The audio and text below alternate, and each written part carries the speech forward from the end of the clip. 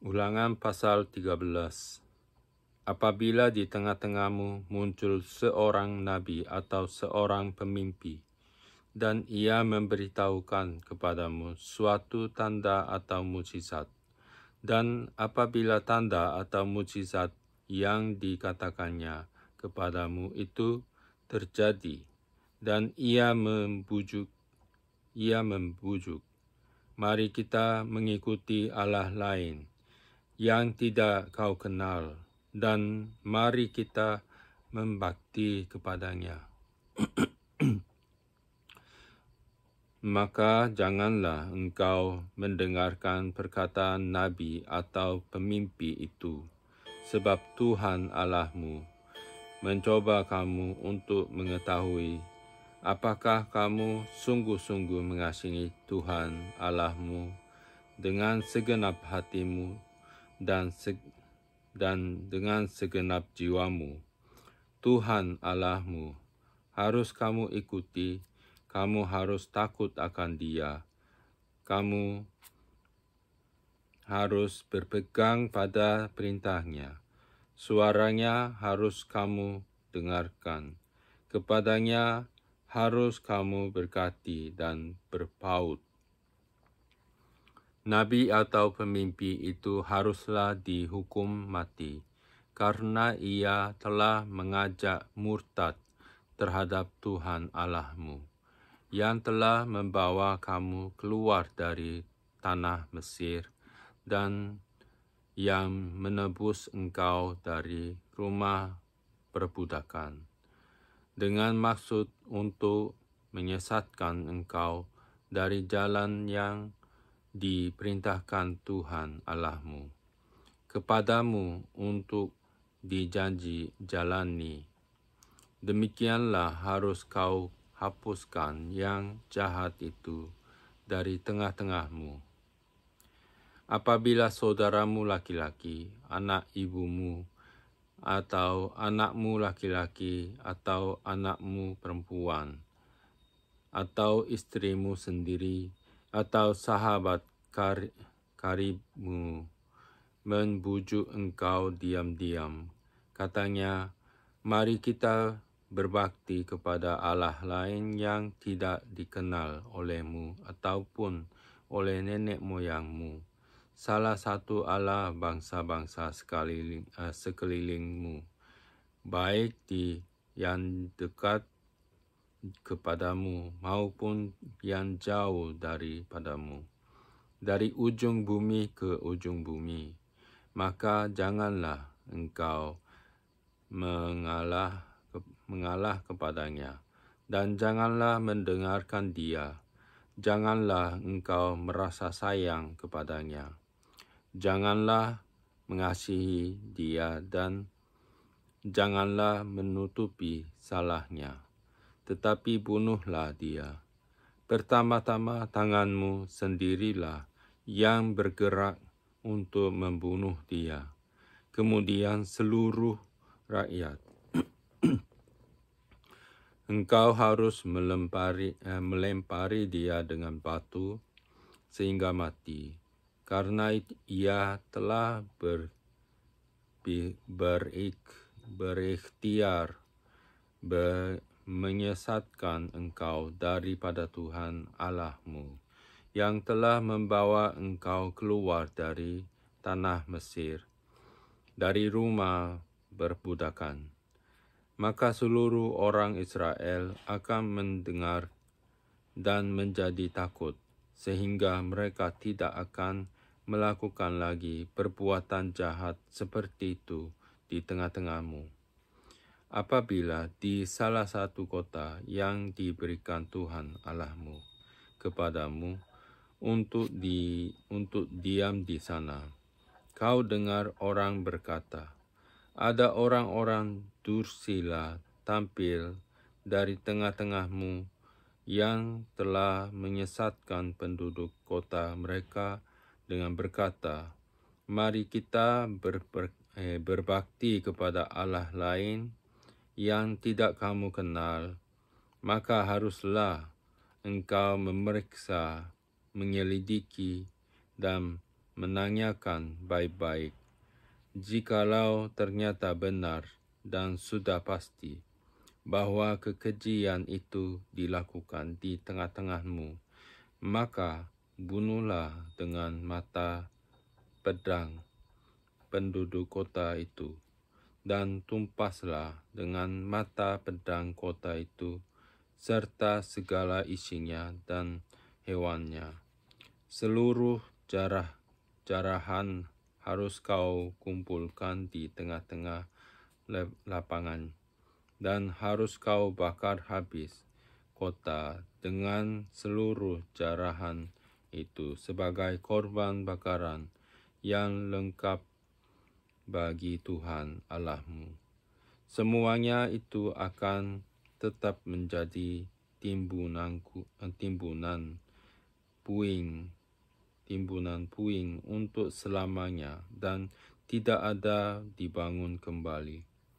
Dari barang-barang yang dikhususkan itu, janganlah apapun melekat pada tanganmu, supaya Tuhan berhenti dari murkanya yang bernyala-nyala itu, menunjukkan belas kasihannya kepadamu, mengasihani engkau dan membuat jumlahmu banyak, seperti yang dijanjikannya dengan sumpah kepada nenek moyangmu. Sebab dengan demikian engkau mendengarkan suara Tuhan Allahmu untuk berpegang pada segala perintahnya yang kusampaikan kepadamu pada hari ini, dengan melakukan apa yang benar di mata Tuhan Allahmu. Pasal 14. Cara berkabung yang dilarang. Kamulah anak-anak Tuhan Allahmu. Janganlah kamu menoreh-noreh dirimu ataupun menggundul rambut di atas dahimu karena kematian seseorang. Sebab engkaulah umat yang kudus bagi Tuhan Allahmu, dan engkau dipilih Tuhan untuk menjadi umat kesayangannya dari antara segala bangsa yang di atas muka bumi. Binatang yang haram dan yang tidak haram. Janganlah engkau memakan sesuatu yang merupakan kekejian. Inilah binatang-binatang berkaki 4 yang boleh kamu makan: lembu, domba, dan kambing, rusa, kijang, rusa dandi, kambing hutan, kijang gunung, lembu hutan, dan domba hutan. Setiap binatang berkaki 4 yang berkuku belah, yaitu yang kukunya bersela panjang menjadi 2, dan yang memamah biak di antara binatang-binatang berkaki 4, itu boleh kamu makan. Tetapi inilah yang tidak boleh kamu makan dari antara yang memamah biak, atau dari antara yang berbela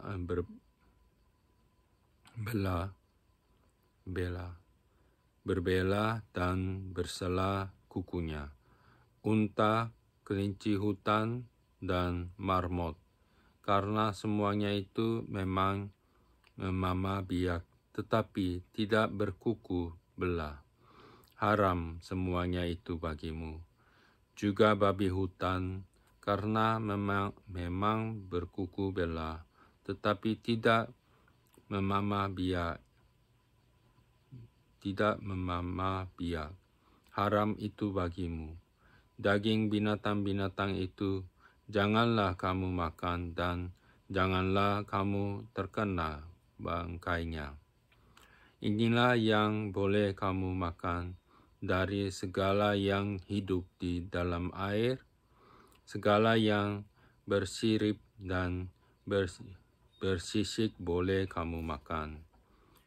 Tetapi segala yang tidak bersirip atau bersisik janganlah kamu makan. haram semuanya itu bagimu.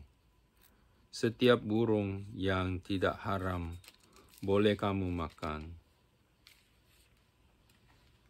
Tetapi yang berikut janganlah kamu makan: burung rajawali, ering janggut, dan elang laut, elang merah, elang hitam, dan burung dendang menurut jenisnya.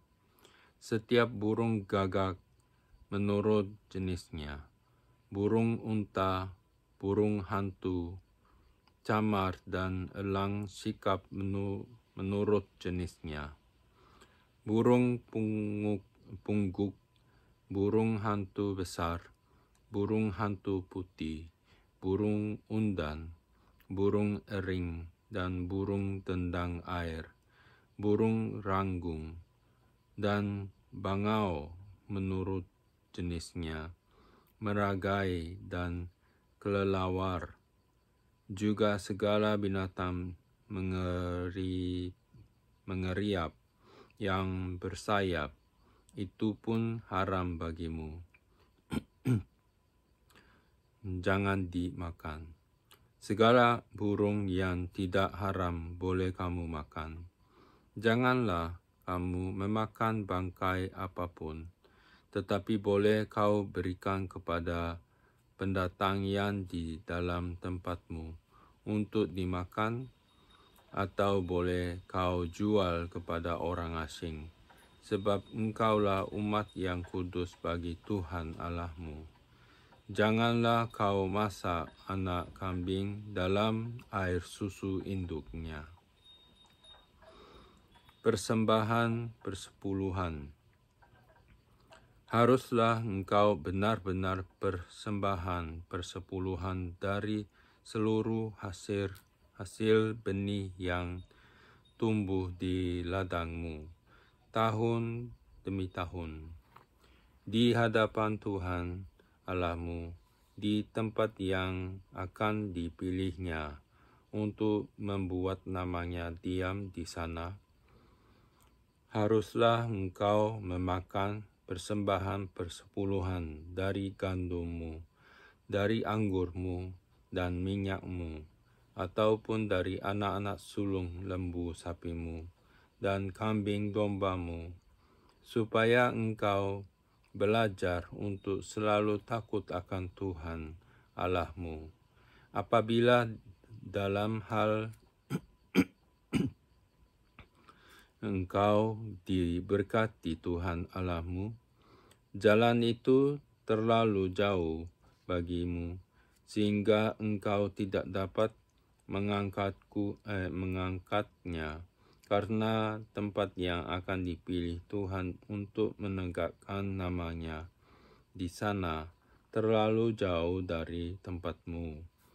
Maka haruslah engkau menguangkannya dan membawa uang itu dalam bungkusan dan pergi ke tempat yang akan dipilih Tuhan Allahmu. Dan haruslah engkau membelanjakan uang itu untuk segala yang disukai hatimu, untuk lembu sapi atau kambing domba, untuk anggur atau minuman yang memabukkan, atau apapun yang diingini hatimu, dan haruslah engkau makan di sana di hadapan Tuhan Allahmu yang bersukaria, engkau dan seisi rumahmu. Juga orang Lewi yang diam di dalam tempatmu, janganlah kau abaikan, sebab ia tidak mendapat bagian milik pusaka bersama-sama engkau. Pada akhir 3 tahun, engkau harus mengeluarkan segala persembahan persepuluhan dari hasil tanahmu yang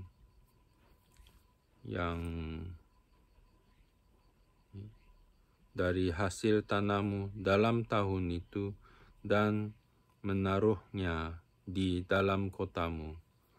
Maka orang Lewi, karena ia tidak mendapat bagian milik pusaka bersama-sama engkau, dan orang asing, anak yatim dan janda yang di dalam tempatmu, akan datang makan dan menjadi kenyang, supaya Tuhan Allahmu memberkati engkau di dalam segala usaha yang dikerjakan tanganmu.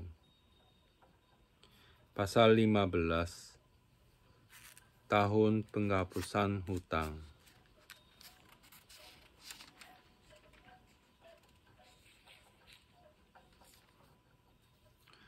Pada akhir 7 tahun, engkau harus mengadakan penghapusan hutang. Inilah cara penghapusan itu. Setiap orang yang berpiutang harus menghapuskan apa yang dipinjamkan kepada sesamanya. Janganlah ia menagih dari sesamanya atau saudaranya, karena telah memaklumkan penghapusan hutang demi Tuhan. Dari seorang asing boleh kau tagih, tetapi piutangmu kepada saudaramu haruslah kau hapuskan. Maka tidak akan ada orang miskin di antaramu, sebab sungguh Tuhan akan memberkati engkau di negeri yang diberikan Tuhan Allahmu kepadamu untuk menjadi milik pusaka. Asal saja engkau mendengarkan baik-baik suara Tuhan Allahmu dan melakukan dengan setia segenap perintah yang kusampaikan kepadamu pada hari ini. Apabila Tuhan Allahmu memberkati engkau seperti yang dijanjikannya kepadamu, maka engkau akan memberi pinjaman kepada banyak bangsa, tetapi engkau sendiri tidak akan meminta pinjaman. Engkau akan menguasai banyak bangsa, tetapi mereka tidak akan menguasai engkau. Jika sekiranya ada di antaramu seorang miskin, salah seorang saudaramu di dalam salah satu tempatmu, di negeri yang diberikan kepadamu oleh Tuhan Allahmu, maka janganlah engkau menegarkan hati ataupun menggenggam tangan terhadap saudaramu yang miskin itu, tetapi engkau harus membuka tangan lebar-lebar baginya dan memberi pinjaman kepadanya dengan limpahnya, cukup untuk keperluannya, sebagaimana ia perlukan. Hati-hatilah supaya jangan timbul di dalam hatimu pikiran dursila demikian. Sudah dekat tahun ke-7, tahun penghapusan hutang, dan engkau menjadi kesal terhadap saudaramu yang miskin itu, dan engkau tidak memberikan apa-apa kepadanya. Maka ia berseru kepada Tuhan tentang engkau, dan hal itu menjadi dosa bagimu. Engkau harus memberi kepadanya dengan limpahnya, dan janganlah hatimu berduka cita apabila engkau memberi kepadanya, sebab oleh karena hal itulah Tuhan Allahmu akan memberkati engkau dalam segala pekerjaanmu dan dalam segala usahamu. Sebab orang-orang miskin tidak hentinya akan ada di dalam negeri itu. Itulah sebabnya aku memberi perintah kepadamu demikian. Haruslah engkau membuka tangan lebar-lebar bagi saudaramu yang tertindas dan yang miskin di negerimu. Memerdekakan budak Ibrani. Apabila seorang saudaramu menjual dirinya kepadamu, baik seorang laki-laki Ibrani ataupun seorang perempuan Ibrani, maka ia akan bekerja padamu 6 tahun lamanya. Tetapi pada tahun yang ketujuh, engkau harus melepaskan dia sebagai orang merdeka. Dan apabila engkau melepaskan dia sebagai orang merdeka, maka janganlah engkau melepaskan dia dengan tangan hampa. Engkau harus dengan limpahnya memberi bekal kepadanya dari kambing dombamu, dari tempat pengirikanmu, dan dari tempat pemerasanmu, sesuai dengan berkat yang diberikan kepadamu oleh Tuhan Allahmu. Haruslah kau berikan kepadanya. Haruslah kau ingat bahwa engkau pun dahulu budak di tanah Mesir, dan engkau ditebus Tuhan Allahmu. Itulah sebabnya aku memberi perintah itu kepadamu pada hari ini. Tetapi apabila dia berkata kepadamu, aku tidak mau keluar meninggalkan engkau, karena ia mengasihi engkau dan keluargamu, sebab baik keadaannya padamu, maka engkau harus mengambil sebuah penusuk dan menindik telinganya pada pintu, sehingga ia menjadi budakmu untuk selama-lamanya. Demikian juga kau perbuat kepada budakmu perempuan. Janganlah merasa susah apabila engkau melepaskan dia sebagai orang merdeka, sebab 6 tahun lamanya ia telah bekerja padamu dengan jasa 2 kali upah seorang pekerja harian. Maka Tuhan Allahmu akan memberkati engkau dalam segala sesuatu yang kau kerjakan. Anak sulung ternak.